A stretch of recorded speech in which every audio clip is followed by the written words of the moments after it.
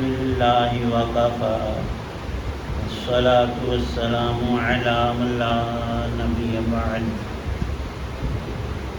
اما بعد فاعوذ باللہ من الشیطان الرجیم بسم اللہ الرحمن الرحیم وَإِذَا قُرِئَ الْقُرْآنُ فَاسْتَمِعُوا لَهُ وَأَنصِتُوا لَعَلَّكُمْ تُرْحَمُونَ وَاذْكُرْ رَبَّكَ فِي نَفْسِكَ تَضَرُّعًا وَخِيفَةً وَدُونَ الْجَهْرِ مِنَ الْقَوْلِ بِالْغُدُوِّ وَالْآصَالِ وَلَا تَكُن مِّنَ الْغَافِلِينَ إِنَّ الَّذِينَ عِندَ رَبِّكَ لَا يَسْتَكْبِرُونَ عَنْ عِبَادَتِهِ وَيُسَبِّحُونَهُ وَلَهُ يَسْجُدُونَ صدق اللہ العظیم۔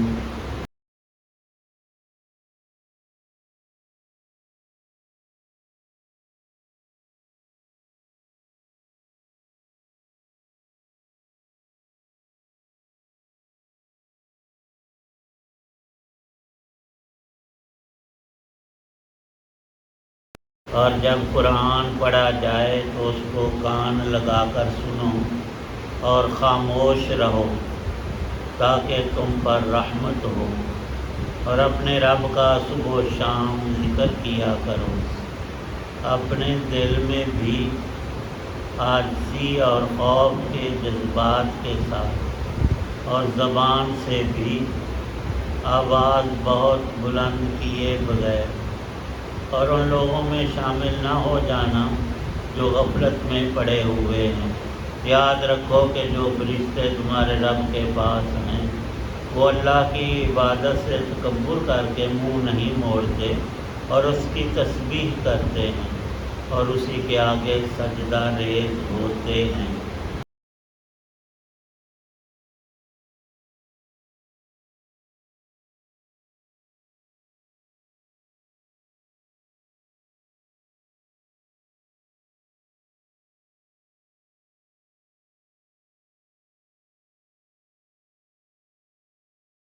سورۃ الاعراف کی آخری 3 آیات ہیں۔ آیات 204، 5 اور 6 ہیں۔ قرآن پاک میں 14 مقامات ایسے ہیں کہ وہ سجدہ کی آیات ہیں، ان کو سجدہ تلاوت کہتے ہیں۔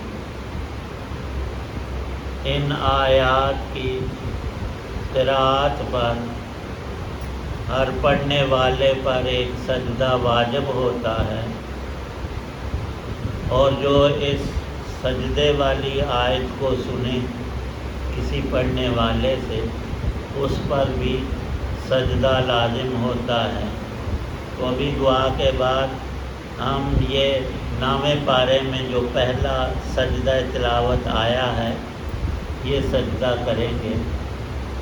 دونوں طریقے ٹھیک ہیں، ہم کھڑے ہو کر ہاتھ اٹھائے بغیر اللہ اکبر کہتے ہوئے سجدے میں جا کر سجدے کی تسبیح پڑھ کے اللہ اکبر کہہ کے بس اٹھ جائیں گے، اور اگر ہم بیٹھے بیٹھے ہی اللہ اکبر کہہ کے سجدے میں چلے جائیں اور سجدے کی تسبیح پڑھ کر اللہ اکبر کہہ کر اٹھ جائیں، سجدے سے سر اٹھا لیں تو یہ سجدہ تلاوت ادا ہو گیا۔ نماز کی طرح سے یہ 2 سجدے نہیں ہیں، یہ ایک ہی سجدہ ہوتا ہے، اور اس میں جب ہم اللہ اکبر کہہ کے سجدے کی طرف جاتے ہیں تو ہاتھ نہیں اٹھاتے، اور جب سجدہ کر کے اللہ اکبر کہنا ہے پھر سر اوپر کر لینا ہے، اٹھا لینا ہے، اس کے بعد سلام نہیں پھیرنا۔ کچھ لوگ وہ نہ معلوم ہونے کی وجہ سے جب یہ سجدہ کرتے ہیں اللہ اکبر کہتے ہوئے ہاتھ اٹھاتے اور پھر سجدے کے بعد سلام بھی پھیرتے ہیں۔ اس میں ہاتھ اٹھانا اور سلام پھیرنا ثابت نہیں ہے۔ بہرحال یہ پہلا سجدہ ہے نامے پارے میں، جو ابھی آخری آیت سورۃ اعراف کی پڑھی تو پڑھنے والے اور آپ سب حضرات سننے والوں پر ایک سجدہ واجب ہو گیا۔ ان آیات میں اللہ تعالی شانہ نے قرآن پاک کے کچھ آداب اور ذکر اذکار، ان کے فوائد اور طرز اور طریقہ ارشاد فرمایا ہے، جو ہماری زندگی کا سب سے بڑا سرمایہ ہے اور حقیقی وہ چیز جو ہمیں حاصل کرنی چاہیے کہ اللہ کی عبادت کر کے اس کے سامنے سجدہ ریز ہو کر اس سے دعا مانگ کر اور بار الہیہ میں ذکر اذکار کر کے اللہ کی یاد، تسبیح، تکبیر پڑھ کر اس کی رضا کو حاصل کرنا، یہ ساری عبادات ہیں۔ اور عبادات کی اصل اصول جس کا یہاں پھر ذکر فرمایا وہ ہے نماز۔ پہلی آیت میں اللہ پاک قرآن پاک کے کچھ آداب ارشاد فرماتے ہیں، اذا قرئ القرآن، جب کوئی بھی قرآن پڑھتا ہو تو فاستمعوا لہ، جو قریب ہوں ان پر حق لازم ہے کہ وہ قرآن پاک کو سنیں۔ اپنی بات چیت کر رہے ہوں، کام کاج کر رہے ہوں تو تھوڑی دیر کے لیے چھوڑ دیں۔ کیوں؟ اللہ تعالی شانہ کا کلام اس مرتبے کا ہے کہ اس کے سامنے باقی سارے جہان کی تمام چیزیں ہیچ در ہیچ ہیں۔ جب اللہ کا کلام پڑھا جائے تو مسلمان پر لازم ہے کہ وہ فاستمعوا لہ، ادھر کان لگائے، باقی باتیں چھوڑے، مصروفیات کو اس وقت ترک کرے۔ ایک تو سنے اور دوسرا ان سے دور خاموش ہو جائے۔ اپنے اگر ذکر اذکار بھی کر رہا ہو تو سب سے بڑا ذکر قرآن ہے، قرآن پاک کی تلاوت کے وقت اپنے ذکر کو موقوف کر دے۔ اور لعلکم ترحمون، فرمایا کہ اس سے تمہارے اوپر اللہ کی رحمتوں کے دروازے کھل جائیں۔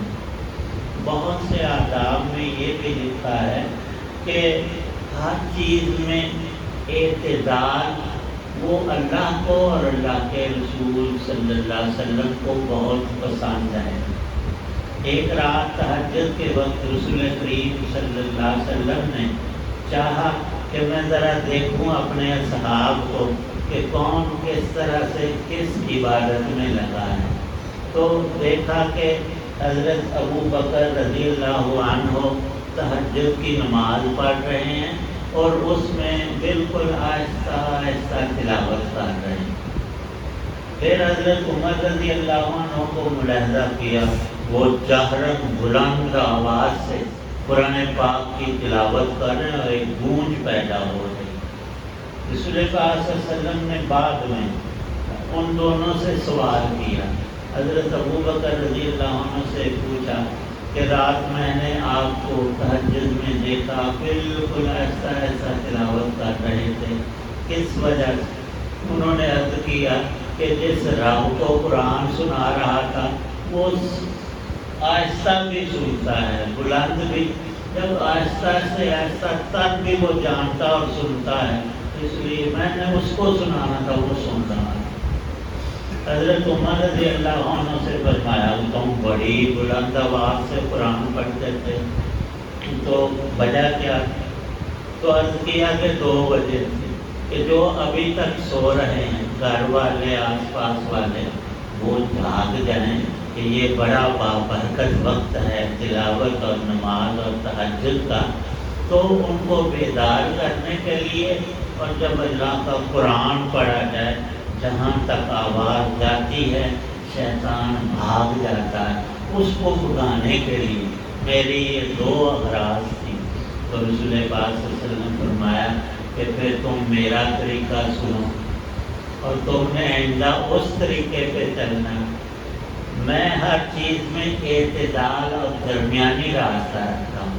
اے ابو بکر تم تھوڑا سا آواز کے ساتھ قرآن پڑھو، اور اے عمر اتنی جہر کی بلند تر آواز کی ضرورت نہیں، تم ذرا اس آواز میں کمی کرو۔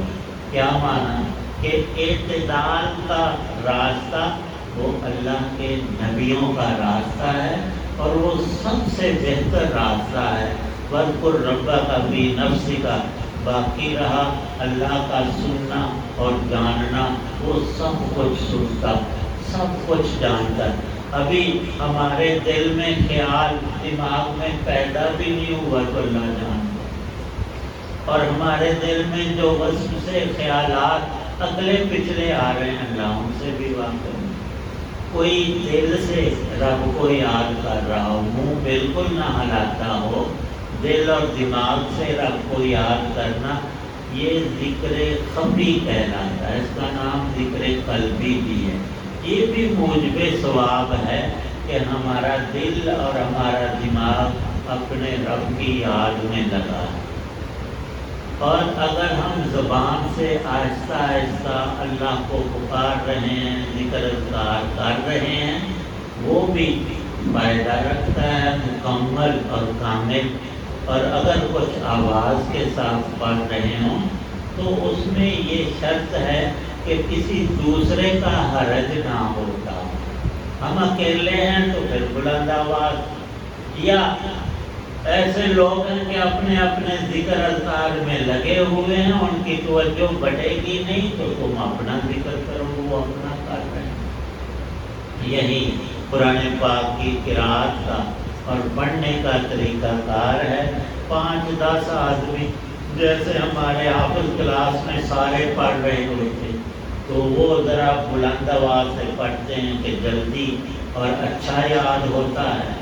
اگر سارے تلاوت کر رہے ہوں بلند آواز سے کریں، لیکن اگر کوئی نماز پڑھ رہا ہے، کوئی کتاب دیکھ رہا ہے، کوئی کسی بھی مصروفیت میں مشغول ہے تو وہاں پھر آہستہ پڑھنا ضروری ہے تاکہ دوسرے کا کوئی حرج نہ ہو۔ اللہ پاک ارشاد فرماتے ہیں کہ واقعتاً یہ کرنے کا سب سے بڑا کام ہے قرآن پاک کو پڑھنا، اللہ کی یاد میں لگے رہنا۔ اس کے لیے بالغدو والآصال، صبح و شام رب کی یاد اور عبادت میں لگے رہو، تلاوت کرتے رہو۔ مفسرین نے 2 مطلب ارشاد فرمائے ہیں۔ صبح اور شام عظیم ترین انقلابات ہوتے ہیں، اللہ کی قدرت کا ایک نظارہ ہوتا ہے۔ رات کی اندھیریاں چھٹ رہی ہیں، رات جا رہی ہے، کیوں گئی؟ رب کے حکم سے۔ اور اللہ تعالی رات سے صبح دن چمکتا ہوا سورج نکال رہے ہیں، دن کو کھینچ کر لا رہے ہیں، دن خود نہیں آیا، اللہ پاک لائے ہیں۔ تو اتنی بڑی تبدیلی اس وقت چاہیے یہ پھر سارے جانور بھی پرندے بھی چاہتے ہیں وہ اللہ کی یاد میں لگے، اے انسان تو غافل نہ ہو۔ بالخصوص صبح اور شام کا وقت کہ شام میں پھر سورج چھپنے کو ہے، دن چلا جا رہا، ختم ہو گیا، آگے رات آ رہی۔ انسان کی زندگی بھی تو ساری ایسی ہے، ایک دن اور ایک رات کی طرح۔ جب ہم پیدا ہوئے تو ہماری زندگی کا دن طلوع ہوا، جوان ہوئے دوپہر ہو گئی، بوڑھے ہوئے تو سورج غروب ہونے کے قریب ہے، اور آگے پھر رات ہی رات ہے۔ بڈھے نے اب جوان نہیں ہونا، جتنی چاہیں ورزشیں اور خوراکیں اور دوائیاں جو چاہے اسے۔ اور رسول پاک صلی اللہ علیہ وسلم نے ارشاد فرمایا کہ ہر بیماری کی اللہ نے ایک دوا پیدا کی ہے، سوائے 2 چیزوں کے۔ موت کا کوئی علاج نہیں، اس کی دعائیں نہیں کہ مرا ہوا ہے اس کو انجیکشن لگاؤ، یہ۔ اور دوسرا فرمایا بڑھاپا، بڑھاپا آ جائے وہ بندے کو لے کر جاتا ہے، وہ ختم نہیں ہوتا۔ تو یہ 2 عظیم انقلابات کے اوقات ہیں، ان کو بالخصوص اللہ کی یاد میں گزارو، بالغدو والآصال۔ اور دوسرا مفسرین نے ترجمہ کیا، یار جب میں تمہیں دیکھتا ہوں صبح و شام ایک ہی کام کر رہا ہے، جب دیکھتا ہوں تو کتاب سامنے رکھ کر پڑھ رہا ہوتا ہے، تو وہ محاورے میں صبح و شام سے مراد اکثر اوقات، تو مطلب یہ بھی ہے کہ انسان کو زندگی کے اکثر اوقات تلاوت میں، اللہ کی یاد میں، ذکر اذکار، نماز میں گزارنے چاہیے۔ ان آیتوں میں وَاذْكُرْ رَبَّكَ کی تفسیر مفسرین نے یہ لکھی ہے کہ تم 5 نمازوں کی پابندی کرو۔ اور اللہ حکم دے رہے ہیں تو ساتھ یہ بھی ہمیں بتا رہے ہیں کہ مجھے ضرورت نہیں ہے تمہاری عبادت کی، تمہیں ضرورت ہے۔ الٹا نہ سوچنا کہ میں رب کا کچھ بنا رہا ہوں، نا، اپنا سب کچھ سنبھال رہا ہے بندہ۔ اور فرمایا کہ دیکھتے نہیں، تمہیں چاہیے جو اللہ کی نیک اور پاک مخلوق فرشتے ہیں ان کی مشابہت اختیار کرو۔ وہ نماز میں رہتے ہیں، کوئی رکوع میں، کوئی سجدے میں، کوئی اتحیات میں، تو ان کی تو پوری پوری زندگی عبادت میں۔ تم اپنی زندگی کے جن اوقات میں ہو سکے، اور کم از کم وہ 5 وقت ہیں، 5 نمازوں کے، ان میں فرشتوں جیسے بنو۔ تو کیا پھر انسان کا کہنا کہ اللہ تعالی شان ہو ان کو ایسے اپنے نیک بندوں کو بہت نوازتے ہیں، دنیا میں بھی ان کی مدد کی جاتی ہے، موت کے وقت ان کو خوشخبریاں ملتی ہیں جو دنیا میں زندگی میں کبھی کسی کو نصیب نہ ہوئی۔ رسول پاک صلی اللہ علیہ وسلم نے فرمایا تم تو صرف یہ سمجھتے ہو کہ فلاں مسلمان بہت ہو گیا، روح اس کی نکل گئی۔ فرمایا کہ یہی تو وہ موقع ہے جب اس کو وہ تحفہ نصیب ہوا جو اس کے خوابوں اور خیالوں کی دنیاؤں سے بھی بہت آگے۔ کیوں؟ فرمایا تحفۃ المؤمن الموت، مرتے ہی انسان مسلمان کی روح 7ویں آسمان کے اوپر عرش رحمان کے سامنے جا کر سجدہ ریز ہوتی ہے، اس کو اپنے رب کا روح کو دیدار ملتا ہے، اور اللہ کی ذات کے آگے سجدہ کرنا اسے نصیب ہوتا ہے۔ تو وہ کیا کچھ خوشی کا مقام ہوگا کہ ایمان کی حالت میں ہمیشہ کی کامیابی لیے بندہ اس دنیا سے رخصت ہو۔ اللہ ہم سب کو نصیب ہو۔